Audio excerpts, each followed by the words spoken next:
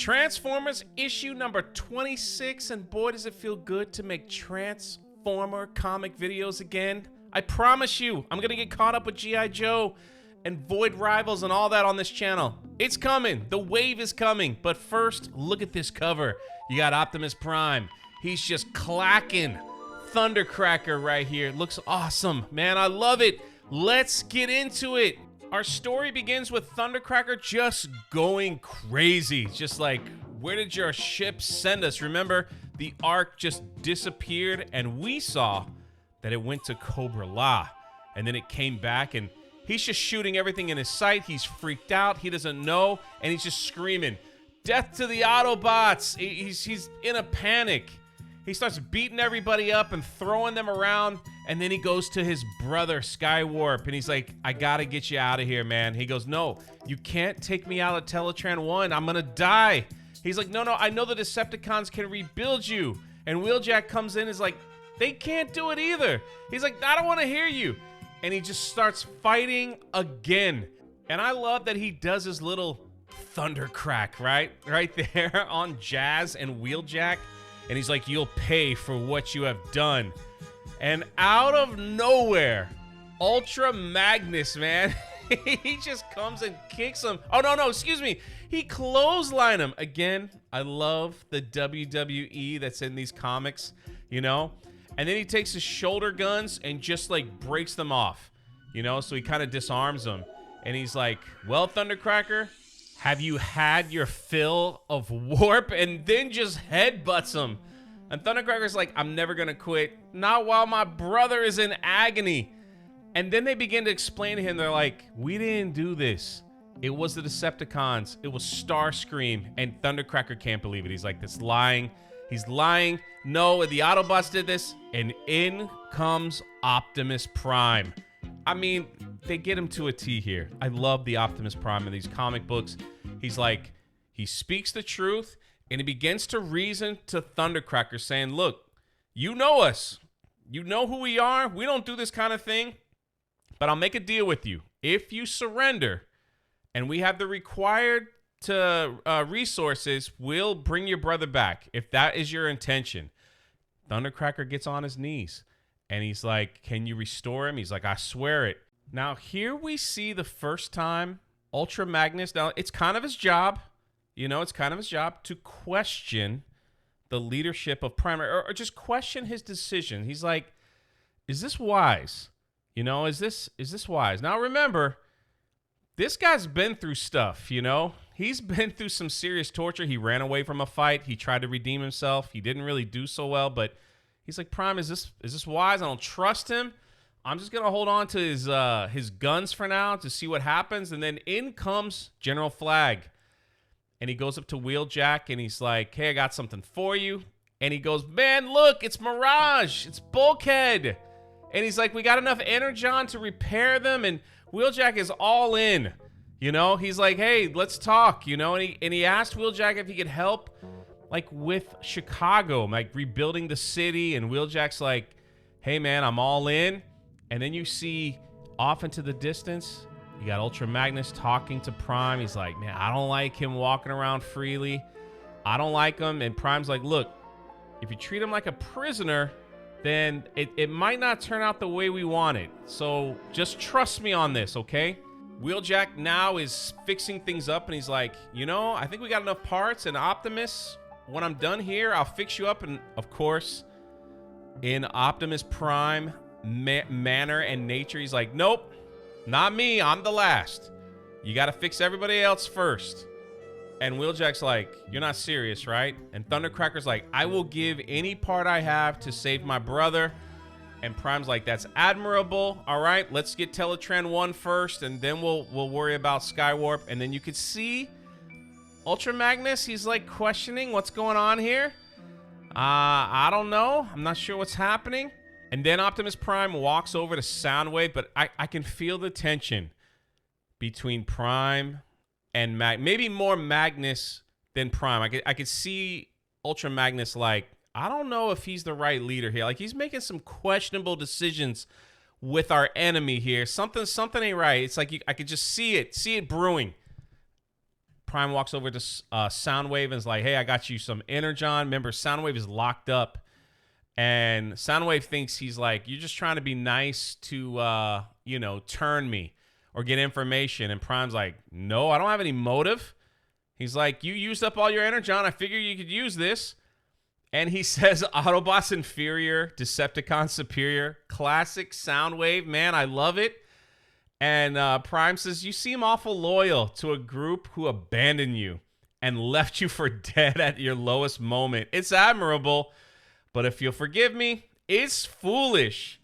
So he's like, I appreciate your gift. And he starts to laugh at Prime. And Prime's like, fair enough. Enjoy your Energon. Then we get back to Chicago.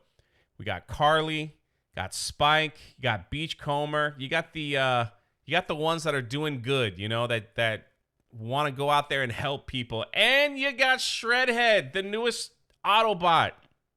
And they're helping rebuild the city. They're tending to the wounded. And, Carly and Spike have a little moment where, Carly's like, you remind me of him. And he's like, who, my dad? He's like, no, you remind me of Optimus Prime. But they're kind of one and the same, like what we've been reading. And RC's like, you're a welcome member of the team, no doubt about that. He goes, thank you. That means a lot coming from a celebrated warrior like you, RC. Ooh, are we seeing a little romance in the air? Like they're looking at each other with a little smile? I don't know. I'm looking too deep. Then we get back to Shadow Watch, and here we see they have a mock-up of Optimus Prime. And it looks like they're transforming it. It's a small version here. And who knows what they're doing? Are they going to clone them? They're going to clone some Transformers and make some bad ones, to do their bidding? I don't know. But he turns around and Mayhem's like, does General Flag know about this scan? He's like, I'm not sure. But then he pulls out a gun and he says, the fewer people are aware of this, the better, and just claps the scientist, dude. Just shoots him down. So obviously, they're really close in creating their own Transformer, or they got the plans or wherever. But they got the plans to make their own battle robots, right? Their own Transformers. Then we get to Cybertron. There's still a lot of tension there. Remember in the last issue, Alita 1, the leader of the Autobots on Cybertron, she's like, Prime is our enemy now because he cares more about Earth than his home planet. She is looking at Cliffjumper saying, hey, I'm gonna put you on a one-way mission, a mission you might not come back, right? Because you're the bravest, and I think you need to redeem yourself. And Cliffjumper's like, what? I didn't do anything wrong. Helping Optimus and my fellow Autobots on Earth, I would do it again without hesitation. Alita 1 is furious. She's like, I don't want to hear another word about Earth. We fight for Cybertron. And Cliffjumper's like, fine, I'll go. I'll go into Decepticon territory. I'll get your components, but I'm not doing it to redeem myself. I'll go so that you can make the space portal again, and maybe they can knock some sense into you. And she's like, sense? They're just arguing, right? And she's like, let me remind you how desperate we are. You see, oh my gosh, Perceptor, there's Cup, and Cup is still alive, barely. She's like, Alita. She's like, Cup, save your strength. And she's just not having it with Cliffjumper, and you can see the look in Cliffjumper's eyes. Like, man, you're so lost, Alita 1. We've complained about the Alita 1 character in this series, but I gotta tell you, it is so needed. Like, I love that there's a character out there that makes you either love her for her passion and what she's fighting for, or like she doesn't see the vision. She doesn't understand what's going on yet, and you don't like her because of it. So the fact that, a comic book can pull that type of thinking out of you, I think that means they're doing an excellent job with the character. We then get back to Earth, to the Ark, and there's Skywarp. He's back to normal. He's alive, and Prime is like, hey, I know it's alarming that you're surrounded by Autobots, and we're sorry that they used you, but let me... And before he can finish, Skywarp is like in a panic, and he screams, die, Autobots, and Wheeljack's like, protect Teletran 1. And here comes Ultra Magnus. He's like, see, I told you. I was afraid of this.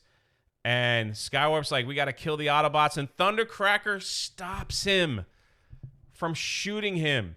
But no, Ultra Magnus is like, it doesn't matter. I'm going to shoot him.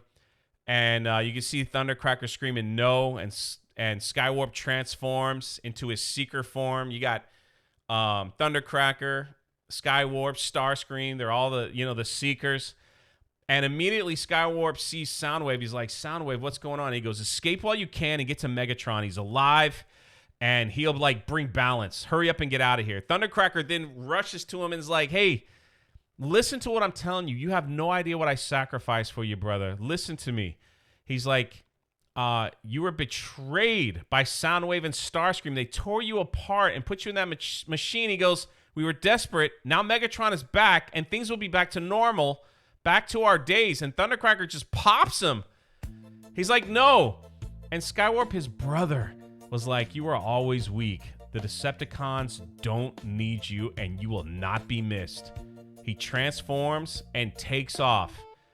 And Thundercracker is just in shock. His brother, the whole mission that he had to get his brother back, to like see him back, to his old self, to like save him, just spit in his face and left. And Thundercracker's like, you don't have to fear me. I'm where I belong. I've chosen my side. And are you kidding me? Thundercracker is now an Autobot? This is insane, dude. This is insane, and I love it. I love these storylines that are just starting to develop, man. This is so good. We then get to the Nemesis. Now, it's funny. The first 25 issues, you had the Autobots that were like near death the whole time. Like they just didn't have enough power. They barely made things through. Prime was missing an arm and all that stuff. Now it looks like the roles have reversed. You got the Decepticons at the bottom of the ocean. Shout out G1 Cartoon, by the way. A lot of G1 Cartoon references, and which just is awesome. He looks down. Megatron's like, that's it? That's all the Energon you got? And they're like, we searched everywhere, Megatron. This is it. And Megatron looks at him and is like, man, pathetic, dude. And then all of a sudden, it looks like Megatron gets possessed, and he starts screaming. He grabs his head, and he's just screaming, and no one knows what to do. And that, ladies and gentlemen, is the end of issue number 26. We got to wait a whole month to get to the next one. My goodness. What did you guys think? Let me know your thoughts in the comment section below. Man, I promise you, I'm going to get Duke. We're going to get Destro. We're going to get Scarlet. I'm probably just going to start the G.I. Joe series, and get caught up on that, because I hear nothing but good things there, because I know these worlds are getting ready to collide. It's going to happen, and it would be so cool to have everything ready on the channel, all the stories told, and it's like, here we go. The ultimate fight, G.I. Joe Transformers. I think it's going to be awesome. So, again, let me know your thoughts. I love doing these because I kind of read through the comic, and you just kind of get, like, some stuff that I miss, some stuff that I get, and some stuff that I'm thinking about what's coming in the future. But I'd love to hear what you guys think and what's going to happen in these storylines. Did you like it? It's not as good as the ones before. I don't know. I love it. This is Jay. I'll catch you in the next one.